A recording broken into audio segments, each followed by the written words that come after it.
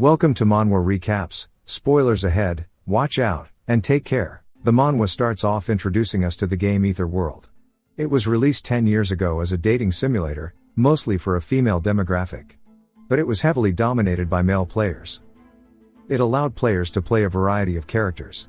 Starting from easy and efficient characters, to the opposite end of that spectrum, difficult and inefficient. Amongst them was the worst of the worst, one character known for his difficulty level and horrible features. There was one freak who mained this trash character Baek Yeseol for over 10 years. Of course that is none other than our main character, but due to poor translation we don't know his name, just that he enjoys playing Yeseol. Inside of his apartment we see him drinking some coffee, and that there are new posts all over the forum about a new update. They all mention something called the Dark Demon Dragon and how it deleted their characters. He finds it curious that there's a final boss to a dating simulator.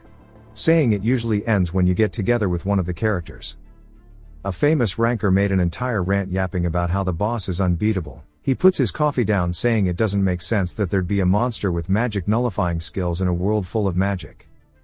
He says it must be a bug since people are losing their characters. He logs in and sees the dragon, which is called the 13th moon of the Black Night. He explains to us how in Ether World there is a cult known as the Dark Demonic Humans. Their goal is to help another world called Persona Gate to take over the world. When they finally managed to achieve this goal, that is when the Dark Demon Dragon had appeared. He says that 90% of the continent has been taken over by Persona Gate. But it's not like he cares, he only focuses on PvP and not the story. But he can tell the lore is getting messed up, he wonders if that's okay. But says it's not like he can avoid fighting it, so he might as well try it. We see the dragon on his screen, and he clicks yes on the prompt. He says time to put his last 10 years of gameplay to use here. He logs in, and we see Yeseol standing before the dragon. He says if he were to explain his character, he is the only one that is unable to use magic. Despite the fact that everyone else can, which is what makes him so difficult. He is worse than any normal extra in the game. Okay, we lied, he can use some magic, but only one single skill. The boss goes to prepare an attack, and launches it out toward Yeseol. As it gets close, Yeseol grins and we see him teleporting along the backside of the boss, as it's revealed the only spell he can use is blink. He keeps his momentum. Yeseol watches and waits for a chance, and we learn that his blink spell takes him randomly between 3 to 10 meters. The direction he blinks in is also random, so if he doesn't control the distance well he will die instantly due to the speed and impact. On top of that, the cooldown time and mana usage is nuts. There's also a penalty of being unable to move for 2 seconds after using it. So anyone can learn it, but most people don't use it. But in Yeseol's case, he has mastered it. He can control which direction he will go, as well as the distance. And has no penalty on blinking. It doesn't use up his mana since he has no mana to begin with. Unlike other spells, blink was nothing more than just a movement ability. But he became obsessed with Yeseol since everyone about him was skill-based. So over the last 10 years he has only played as him, unable to use magic. We see his attack on the boss's head, as he cuts all the way down its throat landing on the floor. The boss lets out one final scream, and he turns to see its corpse. As a message appears, saying that he's defeated the boss. He says that shit was a straight letdown, he expected it to be harder since Yeseol is a bad character. He says oh well, and that it's nice. He goes to post on the community saying he'll flex it on them. But status windows appear in front of him in real life, saying since the wrong ending has been reached, 90% of Ether World has been destroyed. However, he was the closest to reaching it. He is confused and his heart starts to race, as the message begs him to find the true ending. He screams as a bright light appears and he straight vanishes in his chair. He opens his eyes, and we see him lying on the floor. He sits up asking what is going on, he shivers asking where he is. Then looks over to see a mirror. He moves over to it, and is surprised to see in the mirror that his appearance is actually Baek Yeseol. A window appears, and looks over seeing episode Escape the Chase. He realizes this Yushoel's prologue quests, he says no way and reaches into his pocket and is surprised to see the entrance certificate to Stella Academy. He says it is hard to believe, but it's definitely Ether World. He says he had to be Yeseol, but says he needs to think about it logically to try and reach the true ending. He says he knows there are multiple endings to the game. Then has an idea, he can't believe nobody has reached the true ending in the last 10 years. But says this isn't the time to be thinking about that. Since he remembers this, right after Yeseol wakes up the people chasing after him burst into the hut. He looks outside to see a group of hooded men, and quickly hides out of their line of sight. He says they are already here. One of the men notices a hut and says there's a hut over there. One of them tells the rest to go search it. Yeseol says he knows what is next, and that there is a limit to how long he can avoid them. Since he can't fight them right now either, he wonders what he should do, and a window appears saying that he can use blink. He is surprised that he can use it this early. Of course we already covered blink, but since he has magic leakage syndrome, which makes him unable to use mana, it means he doesn't have to worry about the high mana usage, and the spell is his only hope. Now that the short recap is over, snap back to reality. We see that blink is level 0, and has a cooldown of 3 seconds, and can only be used once. He says he only knows how to do it while controlling a character with a keyboard and mouse. We see the group rushing up to the cabin, and Yeseol hears their footsteps outside and says shit that was fast.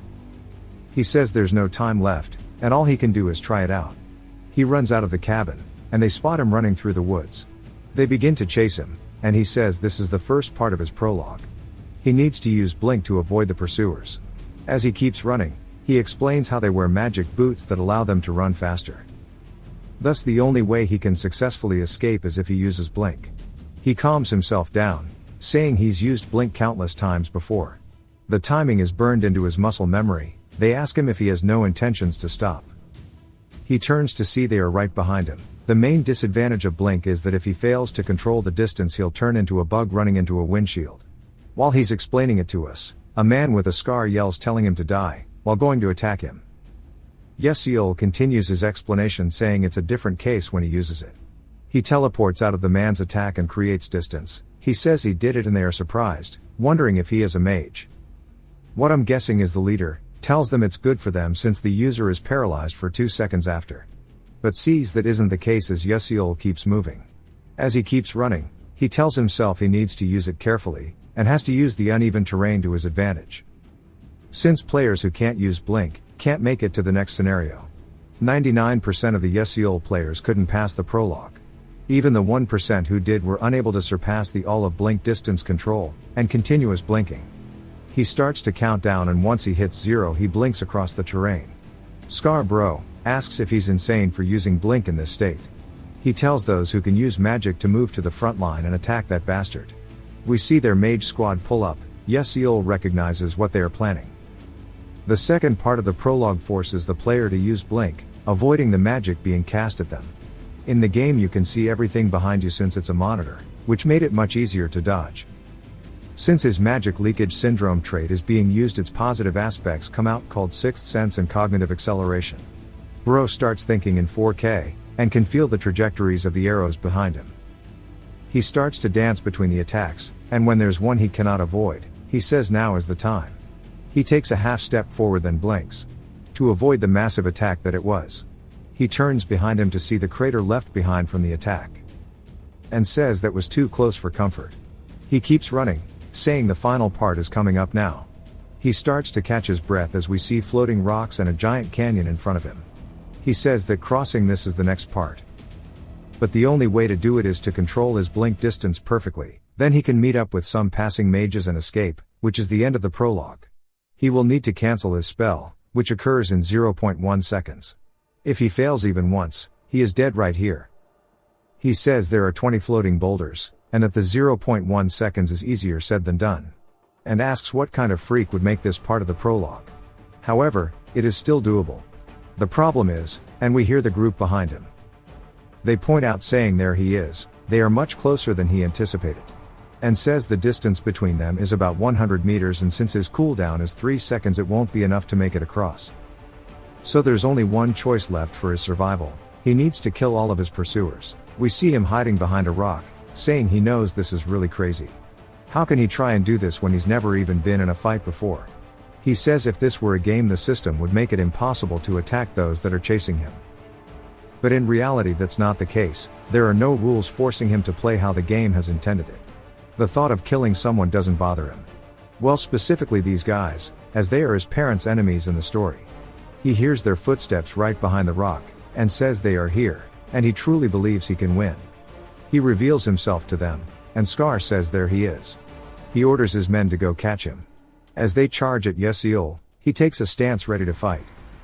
One of them smirks, asking if he dares fight them all alone, saying that he is going to die here. Yesiel sees how far he needs to go and casts blink. The guy is surprised as he feels a sharp pain in his chest. Scar is also confused, as we see the guy not moving, until he starts to cough up a lot of blood. It lands on Yesiel's face, and he says the feeling of blood running down his fingertips outweighs any feeling of guilt he has towards these people. He slices at the man, saying that he's only doing it for survival, then kicks him towards his friends.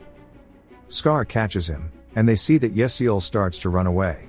They say not to let him escape no matter what. Yesiel says he took one down, but it won't be so easy next time. He wonders how to go about it, and wonders why it's so quiet. He glances behind, and sees they are right on his ass. He realizes they didn't give up, and that they might be using magic. His foot begins to slip, and Scar says this is their chance, telling his magicians to attack him. He begins to chant for his spell, and launches a fire arrow at Yesiel. As it gets close, it's revealed that there are actually many fire attacks being launched toward him. Yesiel says there's so many of them, but spots somewhere to escape to. He jumps towards it and casts blink, leaving the attacks exploding where he was before. As the smoke settles from the attack, they think that he has been killed from it, but sees that the crater is empty, and he realizes that Yesiel isn't there. But we see him coming from the top rope. The man looks up to see him directly above him.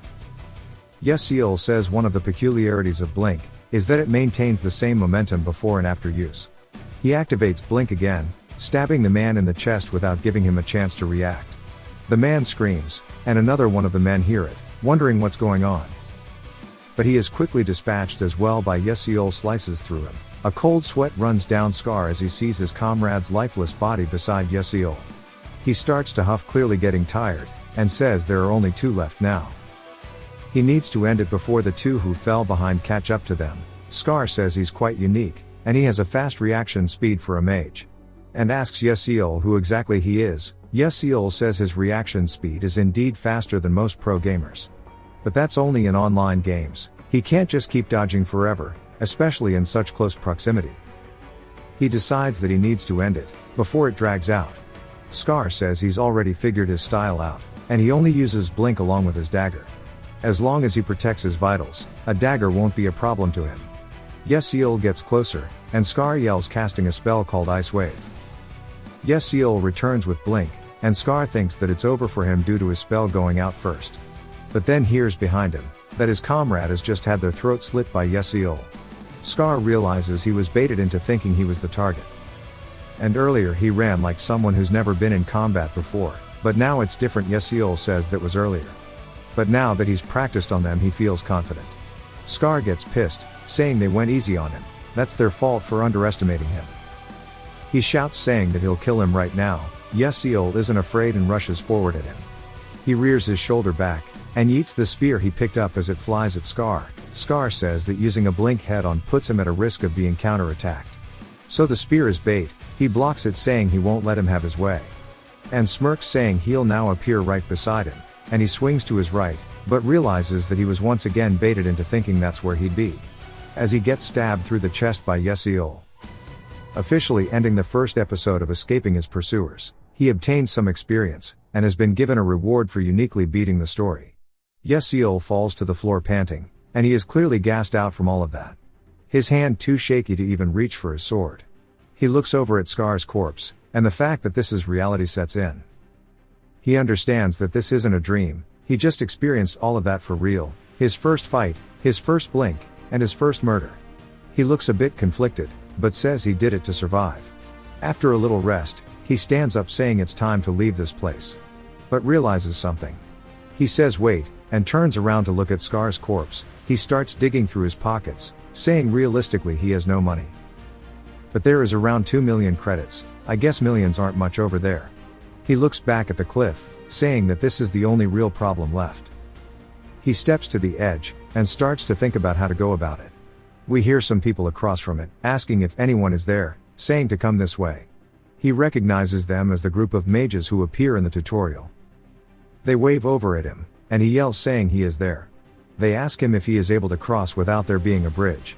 He says yes, he'll be heading over soon. One of the mages tell the rest to wait, since he said he'll be crossing. Another one says that for him to cross he'd have to be a third-class knight, asking how a boy could do that. He says that he isn't sure, but is surprised after seeing him blink across to one of the rocks. They are both stun-locked, as he does it yet again. Some of them see this display and wonder if it's a type of jumping magic. Someone from the back says it's blink, and they turn to reveal a girl saying that he is blinking across. One of them asks how it's a blink when he's able to control the distance and direction, asking how that would even be possible. Then he is surprised, as he sees two people behind Yeseol, and wonders if they are with him. But he quickly realizes that's not the case as they begin to cast offensive magic.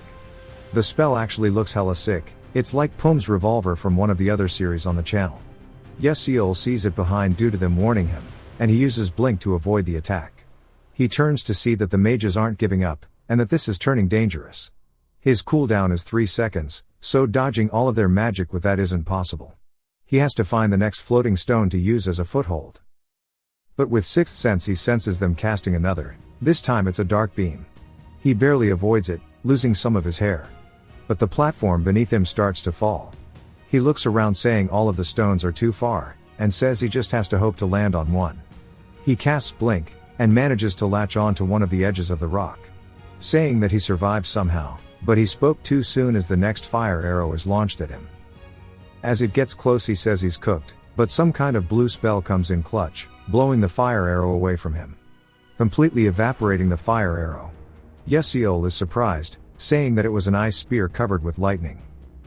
And someone with 2 attributes in the tutorial is rare, and not only that, but they calculated the trajectory without wasting any mana. He wonders who is capable of such a thing, and looks at the mages, to see that it was the girl from earlier.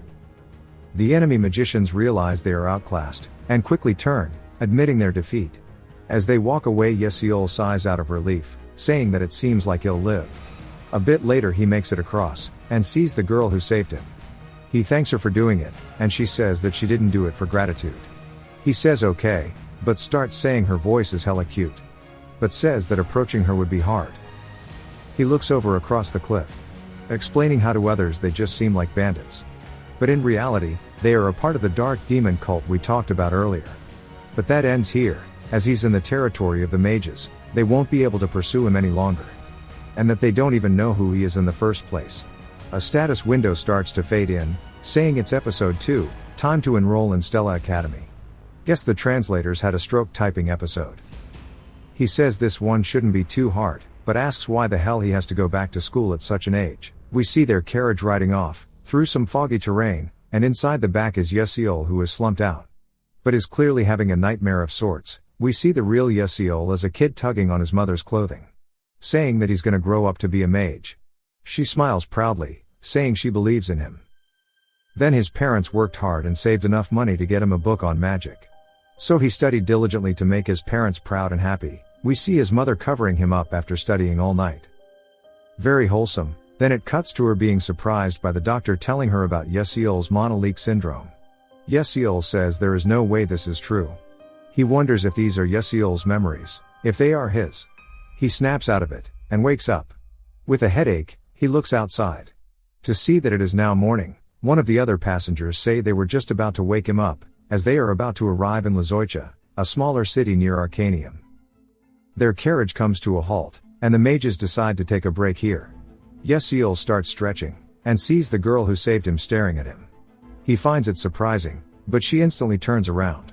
And he says that is quite cold. But things are going well considering how worried he was. The timeline is closer to modern times rather than the Middle Ages.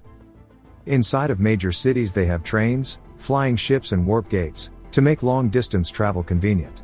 When they make it to Lizoicha they'll board a flying ship, which will take them to Arcanium, which is where the real episode begins. There are renowned magic towers as well as mage knight orders, and 5 renowned academies in Arcanium. The academy with the most powerful mages and most excellent students is Stella Academy, which means that it's full of geniuses and nobles from all over the world.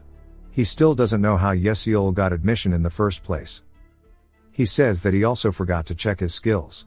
We get a more in-depth look at monoleakage syndrome, MLS, from now on. He says without sixth sense and detection acceleration he would be dead already. His physique is cursed as he cannot accumulate mana, and was a curse he happened to be born with.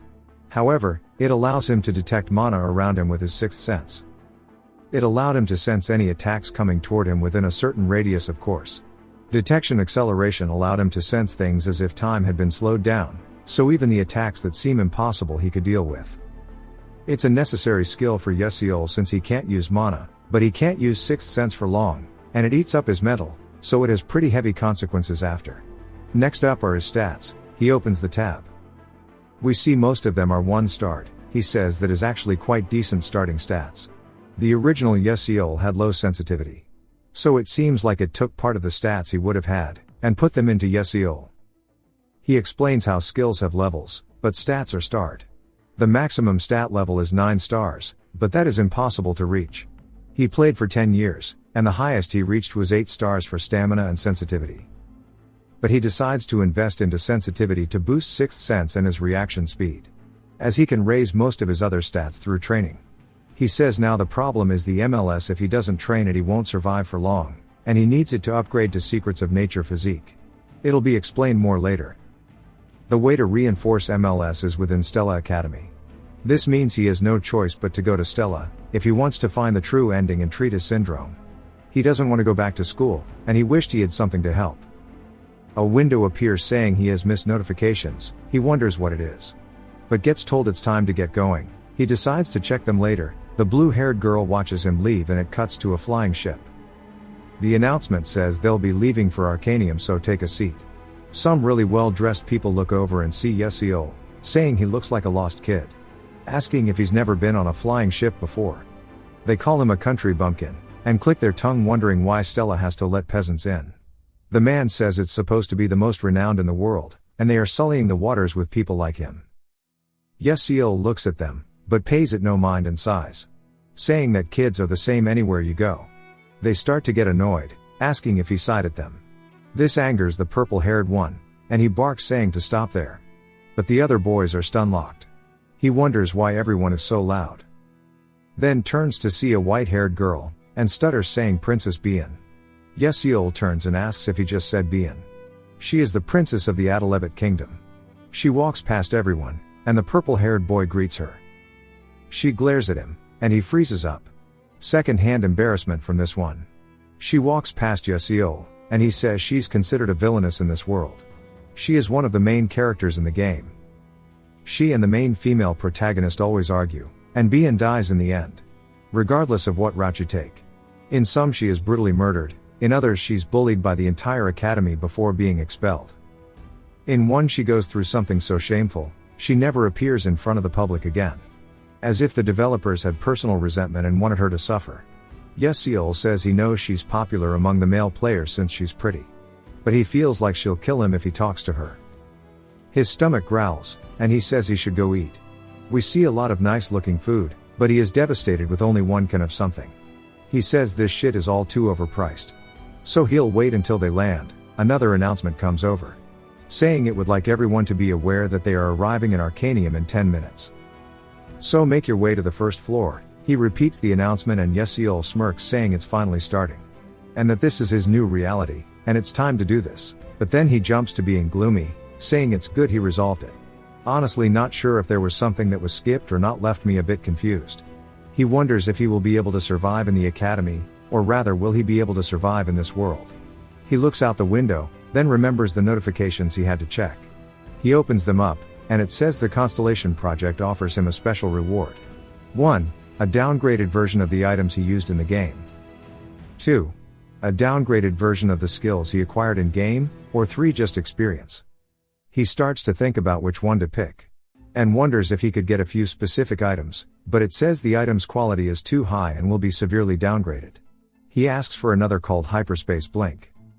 Since it's an advanced version of Blink it cannot be acquired. But he can enhance Blink slightly. He asks if he truly has to downgrade.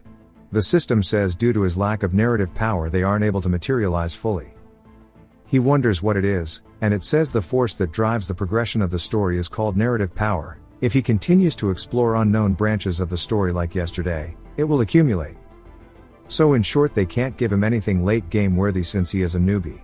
He asks about something called the Bulbul glasses. The system digs through, and says it can be provided. He decides to go with that then, and they appear in his hand. He says he can't believe the day would come when he is actually wearing this thing. It's an item that contains all of the information he's collected while playing the game. In Ether World, it was impossible to recall and read information about hunted monsters or acquired knowledge. So players developed various items to store info. And that he is one of those players too, he puts them on. It consumes mind power, but it remembers every single piece of knowledge he has seen. It has 2 abilities, folder and seal. He opens the folder, showing a whole list about game information. He looks at some of it, saying this is good enough.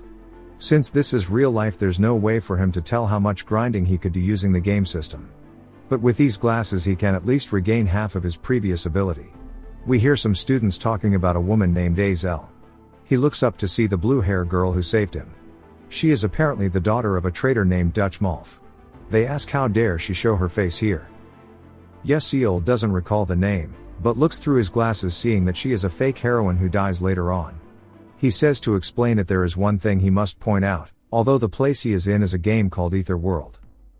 The fact is that it's a game based on the original fantasy romance novel called Don't Love the Princess. And the novel is about Aziel who had lost her entire family. She grows by confronting the schemes of the villainous Bien. And eventually ends up with the male protagonist. In the end her revenge motif disappears and the male character protects her. It had a sad ending after receiving harsh feedback from its readers. He says even though the game is based on the novel, the story is completely different. In the game an original character named Flame was added and took the role of heroine. This character named Flame had a backstory. She came from the modern world, and enjoyed reading the novel, and was transported into this world. So unlike the novel, Aziel became the fake heroine of the game, while Flame took her spot. Despite many attempts from the players, it was said that she was unsavable. But he says none of this matters to him. He wonders if it's his imagination, saying he feels like he's seen her before. Okay, this main character has brain delay. How many ice lightning mages does he know? Someone had to say it. He decides it was just his imagination, and decides to hop off. Inside of Stella Academy, we see students everywhere and a man says as they are aware the dark demonic humans are the mages who embrace the otherworldly powers and transform into monsters. Even at this moment they continue their invasion by opening persona gates, or liberating ancient dungeons. Their destiny as mages is to protect the world from the forces of darkness. The students start to talk about how boring of a speech this is. The man says next up they will have the oath ceremony for the 4 students with the highest scores, and the freshman representative. He calls for the students to all come up onto the podium, and we see the 5 people he called forward. Yesiel says their faces are shining, and it's fitting for the main characters. However, the brightest one among them is obviously the representative Ma Yusong. He had the highest score overall. Yesiel says that's him. He is a character that is pretty much just him. He has a mana status of 9 stars, possessing the potential to close the realm of deities. He's a natural genius who can use all of the elements. Even if he can't reach the true ending, he wants to avoid any of the bad endings, so he has to get Yusong on his side. But he says that will be completely up to Flame, the other person from his world. He says it's up to how she acts. Since she's from his reality it might be good to get along with her. But things will get complicated if she considers him an enemy. He has the upper hand in terms of information. She is just a possessor from the novel, but he is a possessor from the game. Although his importance the story is even less than a shop NPC in a village. He also tells us how Flame has the ability to cleanse the dark demonic humans. But aside from that, she has the ability that lets her make those around her poor. Weird wording maybe. So being around her would affect him for sure. His role is to support the main characters from afar. And to not get involved with them as much as possible. The entrance ceremony is finally over and episode 2 has been completed. It jumps to show a wider view of Stella Academy then back to Yesiel inside of a lecture hall. He says it's been a while since he graduated university, so it feels weird to be a high schooler again. But still it doesn't feel bad since he has this little watch. It's the Stella Pocket Watch. That proves you are a student at the academy. If you have this you receive much better treatment and service than those with Magic Warrior licenses. He says he can't wait to use it. Their teacher enters, and he tells everyone to take their seats. As they will now begin exams, so put away all items other than writing supplies, and those with glasses will be examined prior. He says that Stella's academy curriculum is more rigorous than most Korean universities. You take an exam on your first day. It's called a class organization exam. Pretty much a class placement exam. The teacher says it's time to begin the exam. Yesiel looks down and says that he has no idea what it says. The class placement exam is unrelated to the entrance exam, that is notorious for its crazy difficulty. Students are assigned from F to S classes based on the exam. Of course, most playable characters are obviously in the S class. But Yeseol placed last among the students. He wonders if he could just hand in a blank page, or if he'd be expelled. He looks over to see Yusong, who yawns out of boredom. Yeseol says he expected no less, seeing his paper finished. And it's no wonder he is always bored. The nature of his character all wraps back to boredom. He was born in the strongest family in the world, and as he has the most genius brain and talent in the world, everything is too easy for him. Which is why, based on how the female lead acts, his disposition would be decided as good or evil. The dark demonic humans who work to bring the humans to ruin would obviously be very interested in Yusong. But his biggest issue is his family to begin with. He says looking at geniuses makes him compare himself even more. He wonders if he can use his glasses on this. He pulls them out, saying he's got nothing to lose. The professor walks by him asking what's with his glasses. And he said that if you were going to use them you needed to get them checked prior. He says oh yeah he did. The professor says he'll check them. He pours some mana into it and looks at it. Yeseol says if he gets caught he might be expelled. Then the window makes a sound, asking him if he would like to activate the glasses. He says no, and to stay asleep. The professor thinks about it, and gives it back, saying he can't feel mana from it. So to make sure to ask beforehand next time. Yeseol says if the original functions were working, that'd have been horrible. He turns on the glasses, and says he can actually see the answers. And that this is a jackpot. He wonders what'll happen if he gets first place. And he starts writing, saying he'll escape F class for sure, maybe even get a class. But the professor says the exam is over, and that he'll collect their papers. Yeseol is surprised, then the papers all get sent flying toward the professor. He says he only finished 3 questions. The professor starts to look at them. And Yeseol says he thought he'd escape F class, but he's doomed. But he looks up at the professor, who yells for him to give him his glasses. Yeseol does so, and the professor imbues mana into it again, saying there is no way. He tells a student to go bring Dr. Grayan over. Yeseol wonders what's wrong, saying he wrote the answers process clearly so he wouldn't be accused of cheating. And if he was caught or not. We see the professor asking Grayman what he thinks. He analyzes the glasses, saying the fact he solved the question is suspicious. The professor asks if he cheated, but Grayman says no. He can't feel any magic from the glasses or his items. So he definitely solved it with his own ability. Grayman says it's interesting, and we learn the professor's name is Lee Hanwol. Grayman tells him to apologize to the student. Hanwol quickly does so, apologizing to Yeseol. But of course he cheated, and would have been in trouble if it was turned on. He tells Hanwol to be careful in the future. It cuts back to another outside shot, then we see Hanwol's office.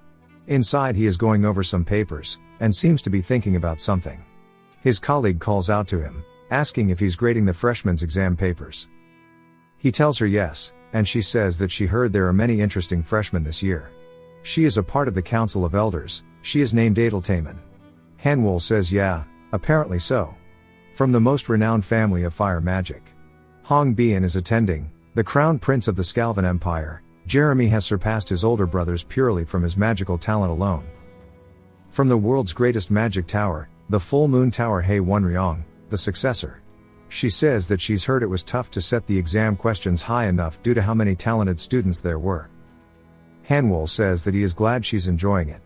But as she mentioned, the exam had 3 questions at the start that were meant to be too hard for students to solve normally. The intention behind the 3 questions was that if you can't solve it you should just skip it. Second, how would you solve a problem that didn't appear in any of the books they studied so far? The era of magic where memorization and theory prevailed is now over. Now is the age of combat using quick judgment and creative thinking. But the questions were not meant to be solved. Over 1,000 of the 1,141 students let them blank. On the other hand, the 100 students who attempted them most couldn't get a single answer semi-correct. Among the new students, only 3 of them got all 3 correct. Ma Yusong, the prodigy of the century, and Flame, who got special admission from the principal. Then there is Yeseol. Yusong and Flame are geniuses, but he's sure Yeseol had the lowest admission score. He didn't expect him to solve them at all. Especially when he didn't solve any other problem. Adele says she was wondering why he's so interested in the score, saying there must be one that makes no sense. She says it makes sense though, as countless formulas and equations failed to solve them. So what would a student know? Hanwol asks her if she thinks the student might be a genius. She says it might be a coincidence. She leaves and he lets out a sigh. We learn that the principal only let Yeseol in due to his control over Blink. Hanwol says it must be that the students who are specially granted admission are just different. He smiles, saying a mage who specializes in Blink, he'll find out soon enough if it was coincidence or not. We see students all talking, and they mention the class assignment was posted on the bulletin board. The students wonder what they'll get. One of them says his mom said not to come home if he isn't in a class. Yeseol just can't believe he has to check it in person, saying in game he could see it with one click. He makes it to the board, and a student notices him, saying that he's Beck Yeseol, the one who got a 0 on the magic application section of the entrance exam. They openly mock him, asking how he got into Stella, saying they are questioning the school's standards now. Yeseol says he doesn't care about their yapping, he just wants to see what class he got placed in. He looks up and his name isn't in the F class. He wonders if he failed for only answering 3 questions. Some other students say his name shouldn't be here, and that there should be a mistake here. They start to talk about other students and how they ranked in the double digits and were placed in the A class. Yeseol wonders what they are talking about this time, and goes over to check it out and is surprised to see that his name is inside of the S class. He says this can't be, and that only the most special students are placed in S class. It's different from the other grades with multiple classes per grade. Class S only has 41 students, and only one class. He says this is a mistake, and it's low-key stressing him out. He says now he's forced to deal with the main characters. Getting involved with the protagonist will threaten his already short life, but he can't change his class soon. So he'll keep a low profile instead. He says he'll just manage for now. We see Flame looking at him, and she's got something on her mind. It cuts to a room where we see Bien being slapped by what I assume is her mother. Asking how she got 3 questions wrong, even Azel only got 2 wrong. She is the fire element professor, named Hong Yil, definitely her mother. She says she wasn't able to answer them, that even insects got correct, which means she is lower than even insects. So she should think of herself as a bug and do it again. She asks her if she understands. In a broken tone, Bien says yes. Her mother looks down on her, and lets out a sigh, saying to listen to her, she can't afford to be like her. She was chased out of the kingdom and is holding on to a stupid professor's job. And that she cannot become the shame of a kingdom. She says that she needs to become better than her sister. Yil begins to smile, asking again if she understands. Again Bien says yes, but in reality she doesn't understand. She just lives the way she was taught, and is only as good as she's been taught. She begins to cry, asking why she has to be tormented like this. Poor girl. It cuts again to the S class. We see the students all sitting down and Yeseol says he is screwed, and most people here are weirdos. Again he quickly overhears the students asking how he's here. Apparently some of their parents protested that he is in their class, but the principal assured that he was fit for the class. Yeseol laughs, saying it looks like he is an outcast. But they've been hard working since they were young. He'd be frustrated too if a known idiot like him was in the same class. But their classes can change based on performance. But there are very few cases of someone being demoted, and there will be more people that move from A class to S class later on. But he is still amazed that the game characters are all in front of him. And most students here will become famous worldwide. And 5 of them may betray the magic world. Yusong is one of them. He looks over at Flame, saying if she could stop that it would be nice. Hanwol enters, telling them all to stop talking. Yusin is surprised, and Hanwol says it's nice to meet them all. He's sure some know who he is, but he'll formally introduce himself. He is their professor, Lee Hanwol. Some of them talk about how the amount of dark demonic humans he's hunted has reached 4 digits. He's a 7th class magic warrior. He is really on a whole other level. He tells them to settle down. He says it seems like there's a lot of talent here, and a very unique student too.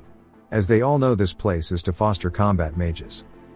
As magic warriors they'll experience a rigorous education over 3 years. He doesn't expect any of them to follow, but he'd like them all to show their best during this time frame. He asks if there are any questions. Nobody says anything, and he says good. It's time to start the class. Bien enters the room, with a visible injury on her face. Yusong is surprised that Bien, more than anyone, is late. She walks to Hanwol, and Yusong wonders what happened. He puts his glasses on to check it out. He doesn't see anything that stands out, besides the guaranteed to die thing. But says she is fated to die because of either Flame or Azel. Which of course is why she is the fated villainess, not because she is evil. He'd like to save her, but he isn't in a position to help anyone. Hanwol tells her to take her seat. Yusong sighs, saying he feels bad but needs to keep his distance. But he is confused, as she walks straight up to him and looks down at him. He wonders what she's doing, and she takes the seat right beside him. He asks what this is, saying this doesn't feel good. Hanwol says before they start the class, they'll have their staff selection for what they'll be using while in school. The S and A class will have their staff selections together. Yusong says this is a bit annoying, but he is looking forward to it. There are two big events in Stella Academy. One of them is the familiar contract ceremony. The other is the staff succession ceremony. Like the premier academy that Stella Academy is, the ceremony is very special. They go to a different area, and Hanwol asks if everyone is here. He says the staffs ranging from the lowest class to the high middle class are prepared here. All they have to do is go to a staff they like and grab it. The process of switching one on is complicated. Yeseol says they aren't actually the ones picking their staffs. In Ether World, the staffs only respond to those they deem worthy of commanding them, causing a resonance effect. It basically means that you can't use the high-level ones just because you want to. He stops and looks around, wondering which one he should choose. If it was before, he'd pick one worthy of F class, but now he has to choose carefully as he is in S class. He says the staff that fits his position the best is the wand. He explains how staffs are divided into two classes, short form and long form. Short forms are usually wielded by the knight class, who spam magic quickly, while long form is generally for those who focus on single spells with long cast times. The others start to gossip about what Yeseol is going to pick, saying surely he has no problem with the resonance effect. He still doesn't care since they are kids, and says they can think whatever they want.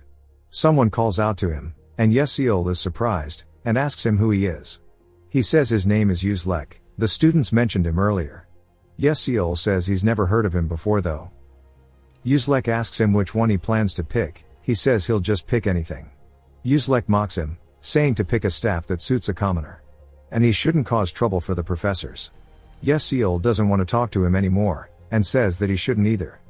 Yuzlek gets embarrassed, and shouts at him, asking if he's picking a fight. Yeseol sighs, saying this is annoying, and equips his glasses, which says that Yuzlek is a third-rate bully. He puts it up asking why there is so little info, and realizes that this dude is just a damn extra. Yuzlek points out to the one he plans to pick, saying to watch carefully. Yeseol looks at it and recognizes it as the Edmuri Adamiri, which should be the highest one here. A high middle-class staff is usually for pro-magic warriors. On the other hand, no matter how talented you are, middle-low class is usually the limit for students. Especially since even the professional magic warriors are barely able to grab a hold of the middle-low class staffs. There is another high middle-class staff here other than the Adamiri. It isn't really here for anyone to pick. Its sole purpose is to be a flex. Hanwol tells them all to stand in front of the staffs they like. We see Wonryong with his, along with Jeremy, and even Bian. Then a massive resonance is seen from them all as they all got accepted by the middle-class staff. The students say that's crazy, as certified magicians are only capable of wielding middle-class staffs. Yuzlek starts to feel outdone. He says he'll show them what he can do. They all see Yuzlek approaching his staff, and ask if he's really trying to go for such a high-rank staff. He stretches his hand out, saying this is what true talent looks like. He grips it and a bright light is seen around the room. Yeseol says he expected as much. He failed to resonate. We see him on the floor in pain, and the students say someone should call a professor. And they guess the high middle-class staffs are going to be impossible. Yeseol says it is best for them to give up, because only one person here will get one. Yusong approaches it while humming a tune. He looks down at it, with a smirk on his face. The other students wonder if he's going to try and get it, saying they doubt even he could handle the Edmuri Adamiri. He grips onto it, and a really bright rainbowish light can be seen. Yeseol gets flashbanged, but once it's better we can see that he is smirking, as he was able to resonate with the staff. They say there's no way a student is capable of taking that, asking how it's possible a student can use a high middle staff. Yeseol sighs, saying he expected this. Now other people will understand how talented he is. He looks over at Yeseol, who wonders if he's looking at him. And he smiles at him. Yeseol wonders if he's lost his mind, saying that Flame also owned another high mid staff called Teravan. However, this might be where the route splits, if Flame manages to get it. Yusong will take interest in her due to her genius, opening the Yusong route. But if she picked another staff, it would be an entirely different route. He needs to use flame to bring Yusong onto their side. He finally finds her, and sees her approaching the staff. He says that is where Teravan is. He watches, wondering what she is going to do. She walks toward it, and he says that she needs to take this, then Yusong will take interest in flame. And there's a chance at a good ending, but she just ignores it. Which surprises him, and he wonders why he isn't interested in Teravan. He wonders if she doesn't know about it, saying maybe she's lacking info. But that is bad. He says she should be able to resonate with any staff since she's the female lead. But she might pick a weird one, and they could end up losing out on the good routes. He realizes he has no choice but to push Teravan onto her. He begins to activate Blink, saying he has to do this. He leaps toward her, and she turns surprised, asking when the hell he got behind her. He asks which staff she'll pick. She asks why he wants to know. He simply says she just looked a little lost. She tells him it's none of his business, and turns away. He tells her to wait, and says something is strange. Flame is meant to be friendly with everyone since she is a very social person. But she is being really cold. He can't give up since his life depends on this. He says he really wants to help her pick one. She says to mind his own business. He tries to say there's a perfect staff for her, but she gets pissed, asking what the hell he knows about staffs. Yoon-seol wonders where he did something wrong, asking if she hates extras. He says he heard a lot about her. He says surely she could resonate with this one, and she asks if he means the Teravan. He says yes, that one, then hears a weird ringing sound. He wonders what the noise is and flinches as Teravan flies into his hand. He slowly opens his eyes, saying that scared him. But is surprised to find it in his hand. He starts to panic since he was trying to give it to Flame. He says oh, and turns sweating nervously. She doesn't say anything, so he calls out to her. She in a very happy tone asks him why. He tells her it's nothing, realizing that he is screwed. It cuts to later, and Flame is walking with other students, and they begin to gossip about how 2 students grabbed some high mid-class staffs. They are surprised, saying historically only 5 people have grabbed them, and 2 people of the same year do it now. But strangely one of the students can only use Blink. They say that it's a best magic, even though it's rare, it's straight ass. They start to wonder if something went wrong, but Flame is deep in thought. It cuts to the self-study hall, and she is walking down the hallway sighing that it's quiet now. And that no matter where she went, she heard them talking about the 2 students getting the staffs. But she cannot understand it. She couldn't believe he grabbed Teravan. She read the novel 3 times before being a possessor, and Yeseol never appeared once. And that not anyone could resonate with Teravan, but he did it so easily.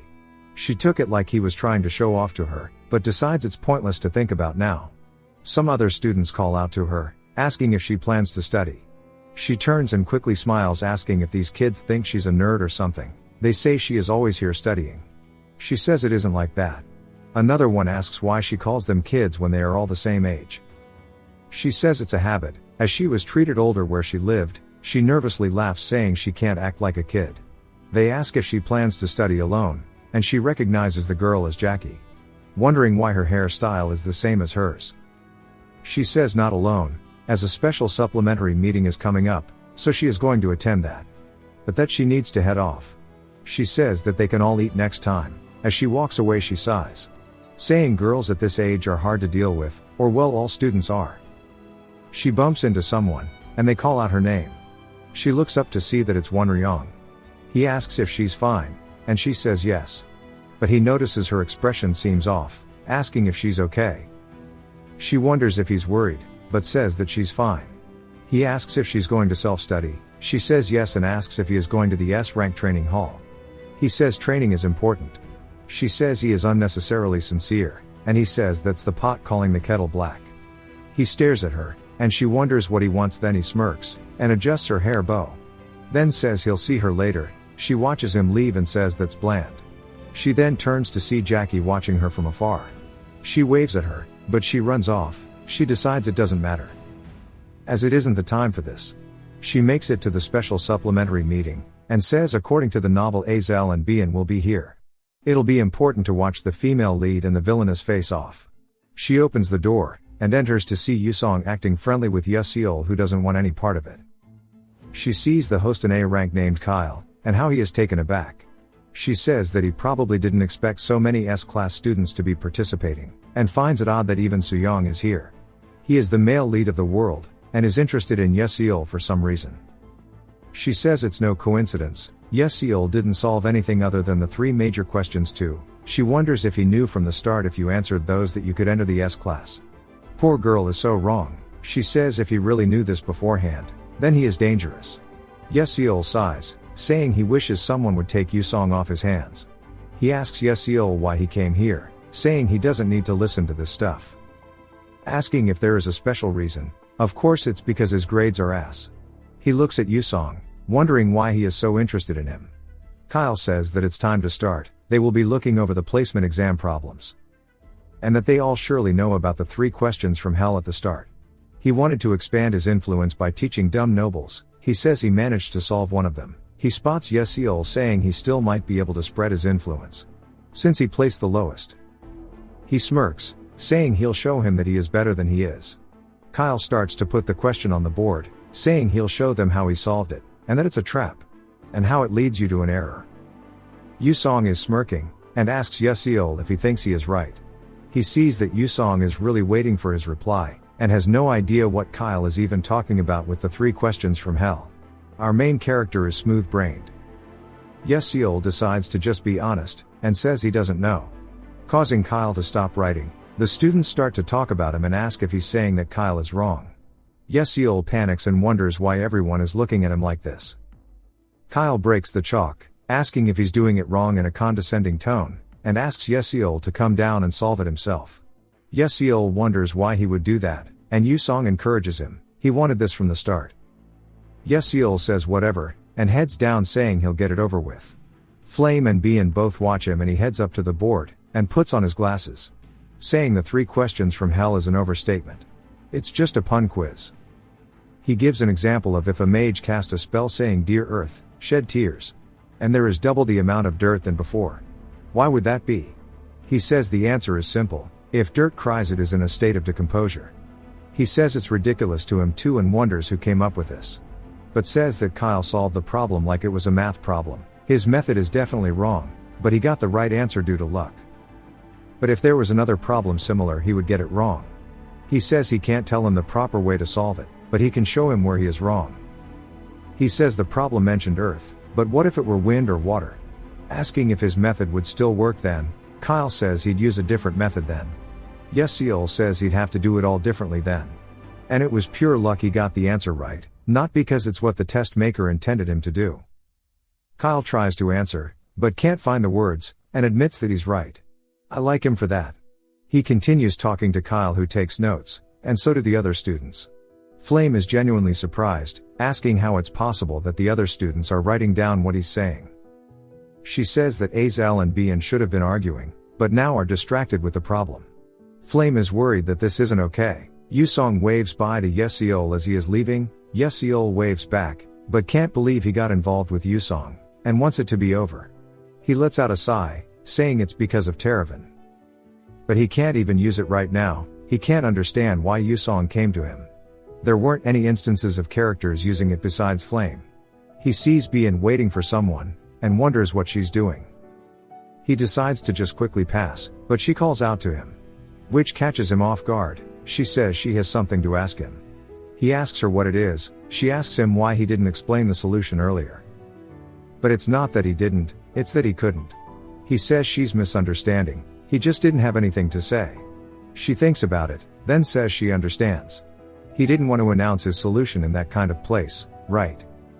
Yeseol says that isn't it either, but she says she will compensate him. He asks what she means. She says she'll compensate him fairly, so whatever he has in his mind, he needs to explain it to her. He's even more confused now. At the library we see them sitting at a table, with her exam papers in front of him.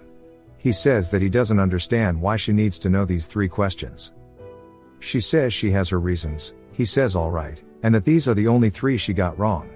Asking if she is embarrassed getting help from someone who got all the other ones wrong. She says not at all, the only embarrassing thing is not knowing how to solve the problems. He says she sure is a model student, but asks why she wanted him specifically.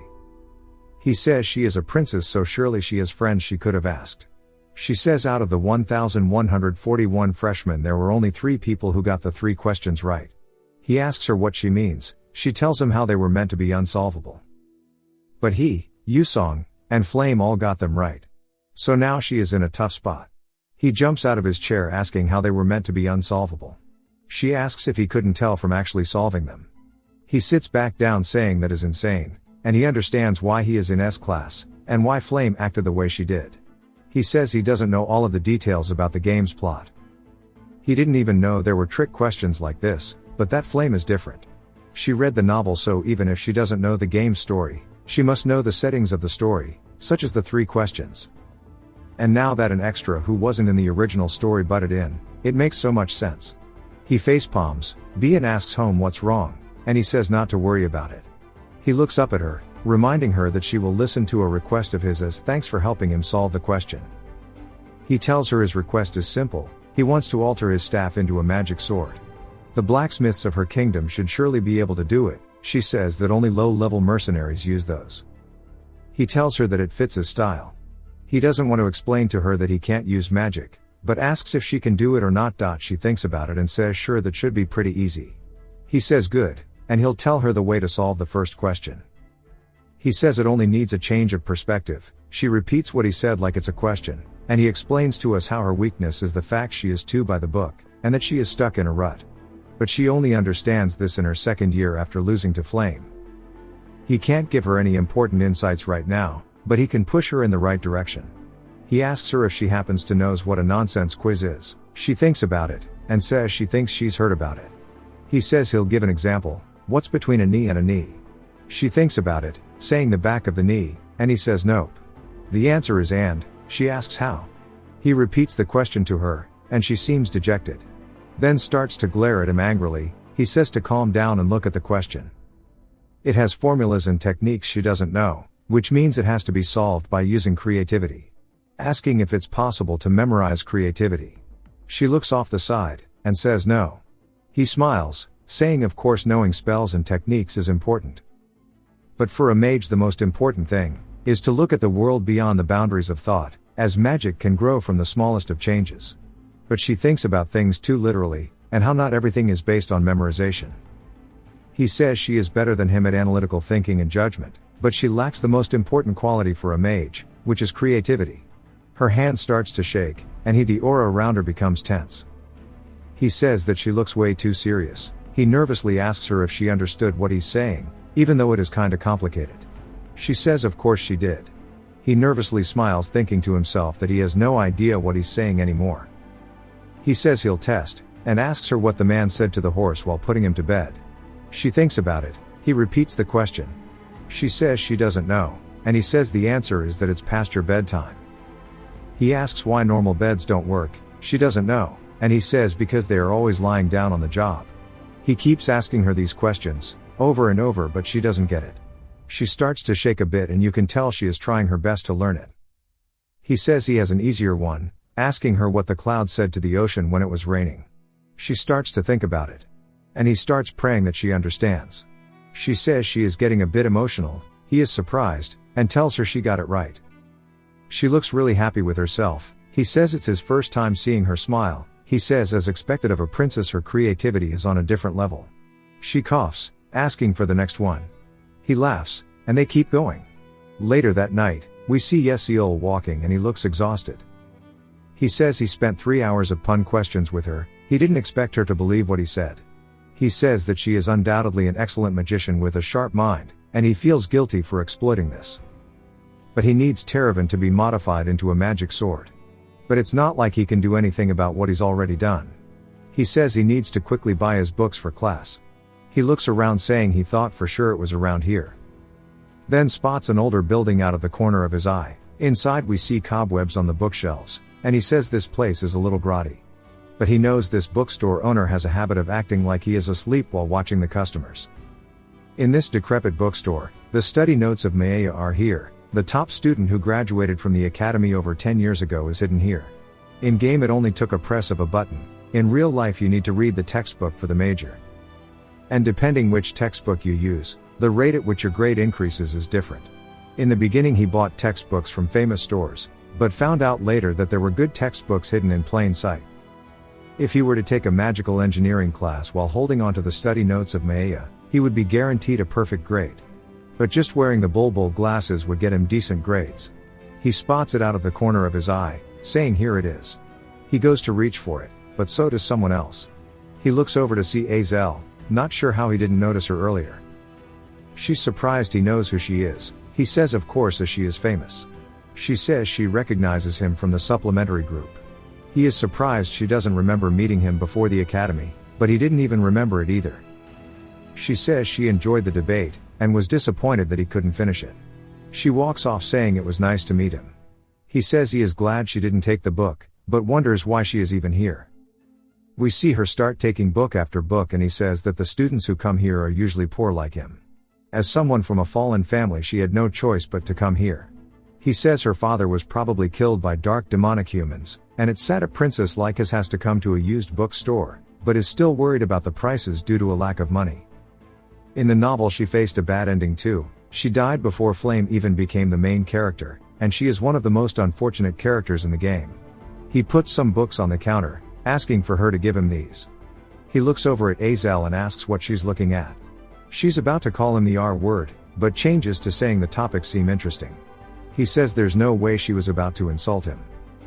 He asks like what, and she asks why he's even reading topics about advanced sealing theory. As it's an ancient magic involving the use of an item. But since magical engineering and alchemy are things, it's a skill that is rarely used. He says it's true the subject has little use, and she says that at least he knows. But he says that's why he is taking it. She asks what he means. He says that everyone thinks like she does, so it's an easy class to get better grades in. He says he'll be going first, just leaving her confused. He says just as Azel said, not many are willing to take the class of theory sealing, but it means he can spend less time on it and still get great grades. So he won't be having any issues this semester. The next day, we see Azel walking to her class, saying the class on nihility should be easy to get good grades in. But sees there are a lot of people in here, and they all start to think about it. She sighs, saying it can't be helped, she has to do her best. The class ends, and while everyone is leaving, Azel is deep in thought, and sighs saying this is troubling and will be hard to get a scholarship. Her stomach starts to growl, and she says she needs to eat. As she's walking to the cafeteria, she passes an open door and spots Yesiol sitting inside, wondering what he's doing. She sees a lecturer and that there are barely any students, and that they all have pretty bad grades. She says the lecture might be in danger of getting cancelled. But she starts to think about it, saying if she signs up for this class she can raise her grades without putting much time into it. And if she uses the time she saves to study for other classes she can earn more scholarship money. She wonders if this is why Yesiol picked it, because the subject was easy, and wonders if all of his classes have been planned to be easy.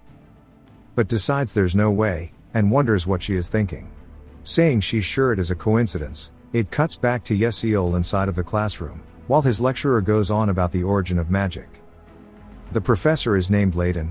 He explains how the mage in white taught the elves nature magic, the dwarves matter magic and humans elemental magic.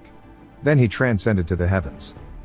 After a bit, Yesiol asks how he's gonna deal with this for 3 years, and that going through school at this age is torture. He sighs, saying the lecture is truthfully important, as it might give him clues to the true ending. But he could be wrong as it's just a guess. Then he looks over to his right, wondering why Azel is in this class. He doesn't remember any main characters taking it. But not that it matters to him. Layden says that humanity didn't stop at elemental magic. They began to travel the world stealing magic from even species, and even then weren't satisfied. But there wasn't more magic for them to learn. The founding mage left behind the 12 divine moons and disappeared. Remember, the black dragon was the 13th moon. He asks if anyone knows about the 12 divine moons. Aziel says that they are guardians who protect the power of the continent, and they were scattered throughout the continent carrying out their duties until 1,000 years ago. Layden says that's right, they had their own special powers. For example, the moon that symbolized summer, the 6th moon of the red summer, wielded a red flame, and is said that its flames never died out. If you go into the deep sea of Alamanca you can still see the flames. So if anyone is curious they can take a look. He wonders if that's meant to be a joke. Since if a living being entered the king of the sea's domain they would die right away. Layden shows another example saying that the Levian's coast is a great whirlpool in the middle of the ocean, that has been frozen solid by the 12th moon of the blue winter. Each divine moon has their own unique powers, and a miracle is set to occur if they were all together. One of the students asks what the miracle is, and Layden says that nobody actually knows. as they fell asleep 1,000 years ago. Yeseol says he met some of the divine moons in the game, but it was only 5 of them through events. That was only possible because he gathered information from other players in the community. There weren't any other players who met more than he did. He says if his assumptions are correct, then bringing them all together is related to the true ending. He says he only managed to meet 5 of them after risking his life multiple times. But he has no other choice if he wants to witness the true ending. We see a fire attack towards a dummy, as Yil is saying that strength does not mean everything. As no matter how strong the attack is, if it cannot land, it is meaningless. She walks around while everyone practicing their fire spells. She sees a powerful attack flying in, causing a massive explosion. But is surprised as when the smoke settles from around the target dummy, it is uninjured, showing that it missed. She looks annoyed, and says that is terrible, as it was Bien who cast the attack, which we know from her history with her mother is bad. It cuts to Bien sitting down, and that she looks sad, saying she showed her mother a sorry sight again. And that she must be disappointed. Someone calls out to her, and she turns to see a girl with red hair. She asks if she is okay, and says that Bien is amazing. It was the same magic as her, but it was way stronger than her own. Bien asks why it matters when she couldn't even aim properly. The girl says that her magic was incredible, and that it was super cool. She says that she's been hearing about her since she was young. Bien says her name is Shoang. She thinks at least, she remembers hearing about her, and that she is a genius of the fire attribute.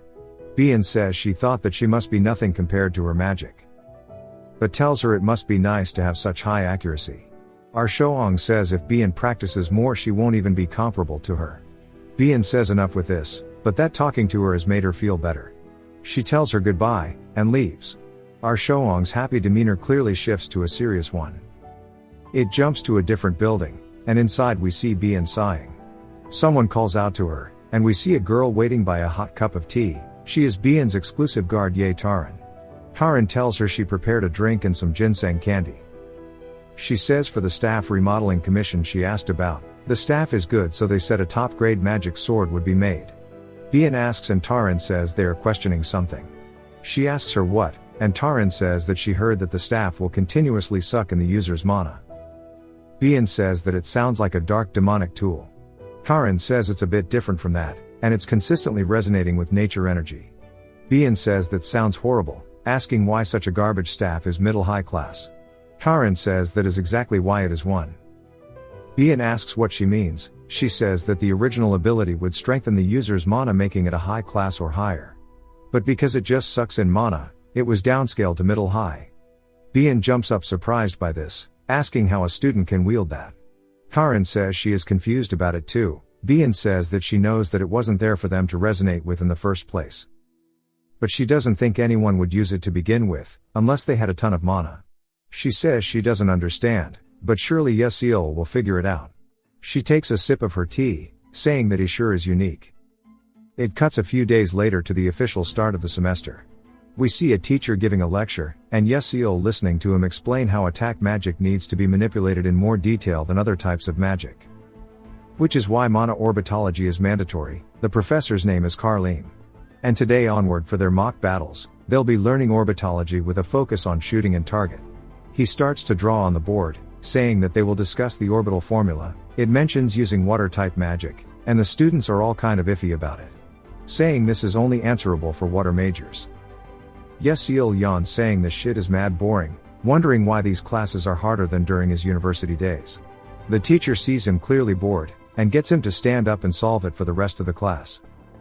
Yeseol solves it hella quickly, leaving the teacher stunned, saying he did that much easier than he thought. He asks him if he's a water attribute major. Yeseol says nope. Carlim says alright, moving on then.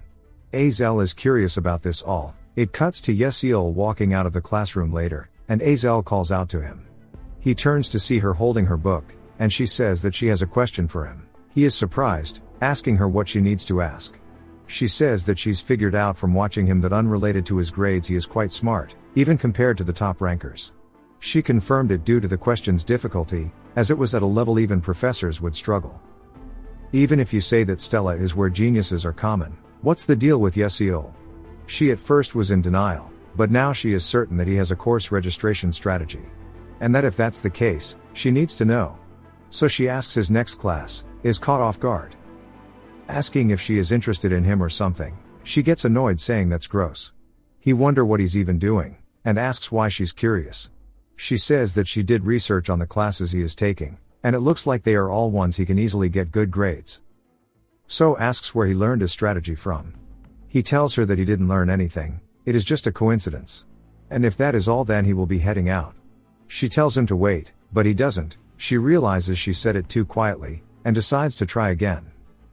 She tells him to please wait, and he asks what she needs, saying that she can learn that kind of thing from someone else, there are other smart people. Or to keep following what he's doing herself. She says but anyone who takes Divine Moon Studies gets an A+, so it won't matter if she takes it. But if she registers for his other classes it could impact his grades negatively. He understands that she needs the scholarship or else it's Joe over for her, but even in this situation she is concerned about others' grades. He says even if she is annoying, she is still the female lead. She asks if he can at least recommended her one easy class and makes puppy dog eyes. He asks if she thinks her looks will convince him. She says that usually when she looks at her face it makes her stress go away. He fades out saying she isn't real. She laughs saying it was just a joke, and she prepared some compensation. He asks what it is, and wonders why all of these kids love to offer compensation. She asks if he knows about the ghost story of the 7th tower. He says he does, and she says most people don't know about it. Since it's an abandoned building that disappeared, there are a lot of barriers that prevent people from going to. He tells her to wait, and she asks why and if everyone is okay. He says he is going to go insane, since this is a lot of good info. Since with this Flame can increase her affection with the male protagonist. And the reason he is bringing up Flame is because if Azel knew it as the main heroine, and it must be something she only told the male protagonist, and not an extra like himself. He tells her that it's scary and he doesn't want to hear it, as it isn't interesting. She asks if he's afraid of ghosts at such an age, he says fine he'll tell her for free. She is confused on why he changed his mind, he tells her that it's up to him in the end. He's fine with this, since it is enough that Azel sincerely wants to give him something. He says it isn't related to grades, but it will be super useful to her, just take Meditation Journey into the Abyss, as her liberal arts class. She asks him if he's into cultivation by chance. He tells her not at all, and wonders how to explain it. He says his master was in a bishop position like her, and through meditation she was able to raise her magic power. She is surprised it was just through meditation. In reality this isn't known yet, but for bishops who wield large-scale destruction magic, meditation is quite important, since precise casting somewhat comes from formulas and equations. But ultimately comes from their mind, which controls mana. He says he doesn't tell people, but she's an exception since she's cute, but she says he just called her ugly earlier. She smiles a bit, thanking him saying it's a shame it's not a class that can help her grades, but she'll do it anyway. She smiles and nods as she leaves. As she goes he says he actually told her. It does scare him a little to think about how this could change the future. But if he just leaves her be out of fear, she will die a tragic death in this life as well. He says that it would be nice if meditation could be helpful for her. Then is surprised, saying now he thinks about it he's a mage too, so why hasn't he trained yet? He says that Yesiol in game was constantly training himself, which allows him to awaken his magic revelation physique and to grow immensely. In game you gain experience with the push of a button, but now he has to do it directly. And that it's been quiet lately and he hasn't been able to gain experience. He smirks saying he is grateful to Azel. It cuts to him walking around his dorm saying that it's quite large. Inside of Stella all students live in dorms. The dormitory was supposed to be extra content in game that lets you decorate your room for fun. But for Yesiol it's basically his only home since his village burnt down. The dorms are divided according to the class you are in. The size of the room is the same, but the number of people assigned to the rooms differ based on class. Of course the S classes get the highest floors to themselves. He sighs saying he guesses he'll start, and he begins to meditate. He says stats are all that matter. Since this is reality he needs to get used to this body. In game Yesiol was a genius who manifested sword aura by utilizing the fact that mana is endlessly circulating in and out of him. Nobody paid any attention to him, so nobody knew. But he is a genius swordmaster who was the only one in the world to reach the pinnacle of swordsmanship. He says he needs to walk down that path once more. He says breathing is what dictates the flow of the mana in his body. If he slowly increases the amount of mana with each breath it'll be enough to take it all at once. Skills don't level up with just experience, you need to keep using the skill to level it up. So all you have to do is train. As time goes by, we see it's bright outside. He has a thin aura around him. Then he snaps out of it, saying that this is the same sensation that Yeseol must have felt. As someone who accepted the MLS at a young age, his skills begin to level up from his meditation. And he screams alright. He says he's one step closer to his goal, and will find the true ending no matter what. It cuts to a grassy field. And Flame explains that the grass and wind are artificially created with magic. The Stelladome is a king of pocket dimension that's set up on the campus. It allows for you to freely manipulate the size dimension and its features.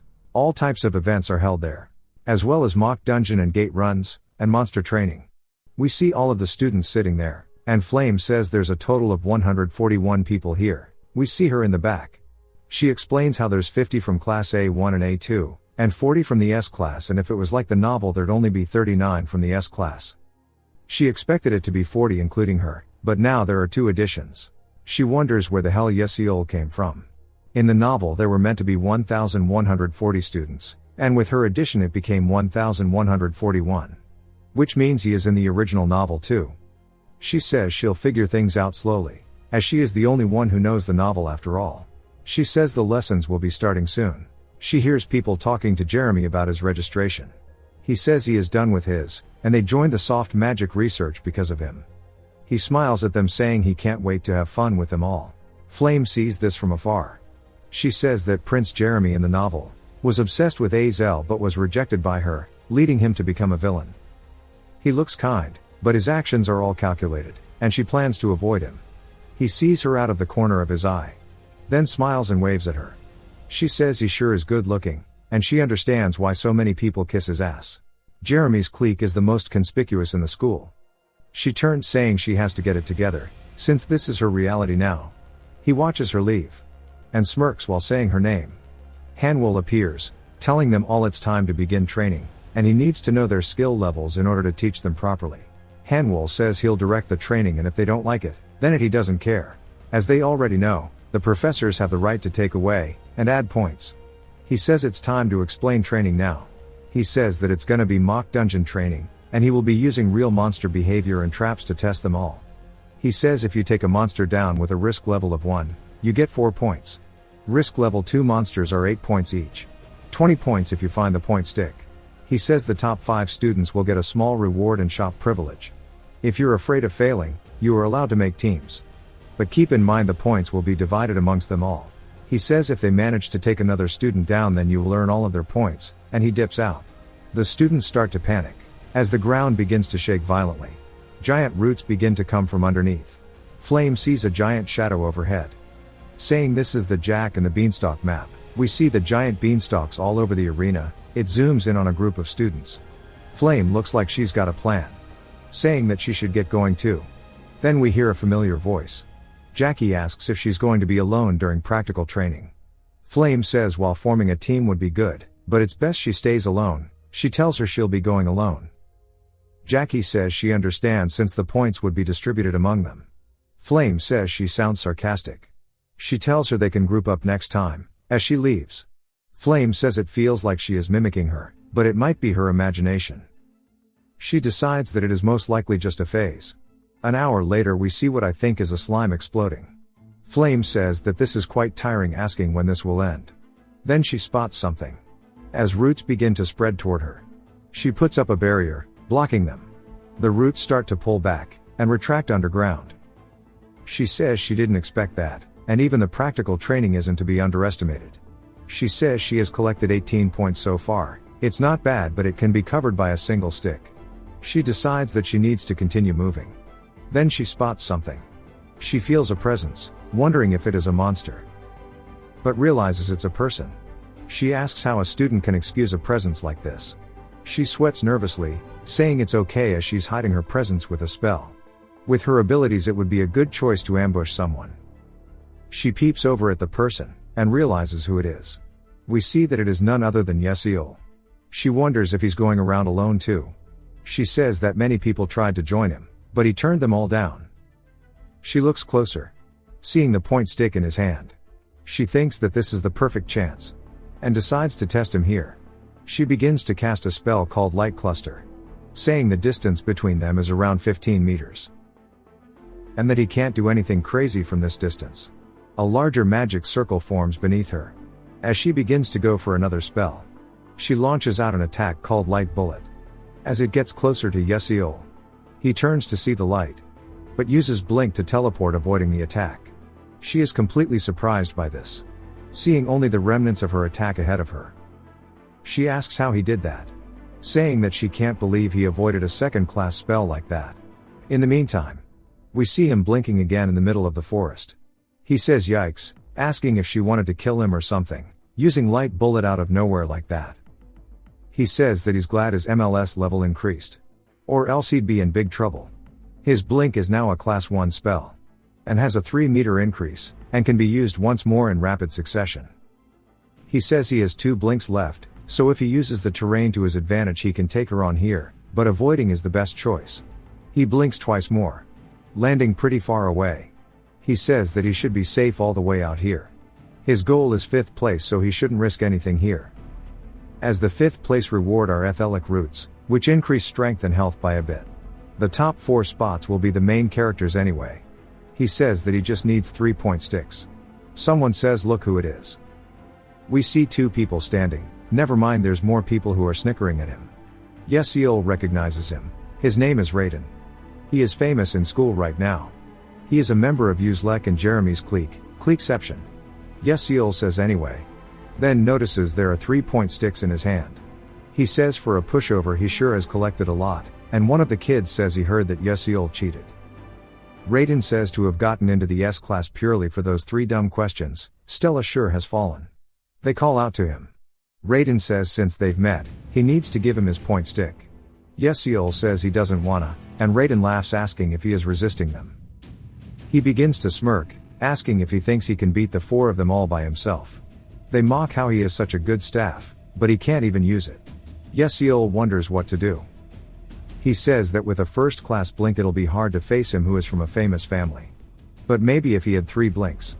But still, he has a point stick in his hand. And the fact that this is a dungeon is beneficial. He holds the stick out, telling Raiden to take it. Raiden says that's what he's talking about. Yesiul smirks. Then blinks right into Raiden's face. Raiden is caught off guard. Yesiul holds his point stick. Then swings it at Raiden, hitting a barrier of sorts. Raiden grits his teeth, saying this damned commoner is pushing his limits. Raiden swings his wand, and yells saying he's going to get him. But sees that Yesiul has already left. He hears Yesiul behind him, and turns to see him, saying that was dangerous. Then smirks while showing he took one of his point sticks. Raiden tells him to give it back, but again Yesiul says he doesn't wanna. He says the point sticks are efficient, and he learned while playing the game that they are actually a bugged item, due to their unnaturally high durability that allows them to not get destroyed by the magic of students. He looks up, saying while other mages can just use magic, for him it's a weapon that he can swing with full confidence of it not breaking. Raiden clicks his tongue, asking how dare he take what is his. He turns, asking for his boys to do something. But the ground begins to shake around them. Raiden tells them all to get it together and not to lose sight of Yesiul. Yesiul takes the chance to slip out. One of them spots it and calls it out. They fire their magic at him, asking where he's going. Yesiul turns to see their attacks. He says they are better than he thought, but blinks out of their trajectories. They wonder where he's going, saying he's too fast for them to track him. Yesiul says his years of PvP experience will make this easy as hell. Raiden says they just need to hit him once. The dungeon begins to shift again. Raiden tells them to calm down, saying he is still nearby and to wait until it stops shaking to attack. Since if their magic fails there will be a rebound, so they need to be careful. But he's caught off guard by Yesiul right in his face. Yesiul swings the stick at him again, knocking him backward into one of his friends. It ruins the kid's magic like was just discussed. The kid begins to experience rebounding, and lightning begins to zap all around their group. Yesiul blinks out again, and turns back, saying that it's all over now. Raiden turns to see him as Yesiul shows that he took yet another stick from him. He says if he gets a girlfriend later, he'll give her this as a gift. Raiden yells, asking for it back, but Yesiul waves by. Then he blinks off again. Raiden screams out of anger, while we see they were being watched. Yesiul laughs, saying he hit the jackpot. He knocks a vine away, saying if he fought normally he'd have been robbed. But inside of a dungeon it's different. He asks if he's imagining things, saying that he feels something strange from somewhere. But his thought is cut off as he sees a giant fire attack flying straight toward him. If you've watched till the end, comment, Oreo, to let me know. Subscribe for more videos like this, leave a like or a comment to help the channel out. Thanks for watching.